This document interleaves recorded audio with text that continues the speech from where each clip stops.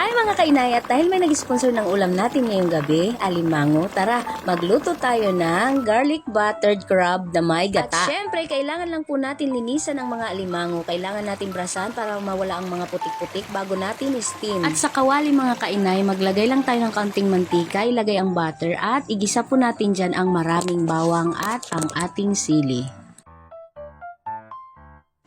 At naglagay lang ako ng konting paminta, tomato paste, oyster sauce, konting asukal, hot sauce at ang chili paste. Parang ito na ang pinakasos ng ating alimango mga kainay. Huli kong inilagay ay ang kakanggata. Ito yung pinakaunang gata ng nyug. At hayaan na natin kumulo yan mga kainay hanggang sa lumapot ang ating sauce bago natin ilagay ang in-steam na alimango.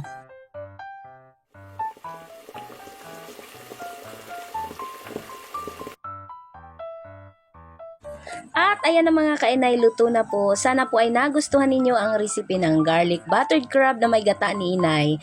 Salamat sa panonood. Please follow and share. Thank you. Bye!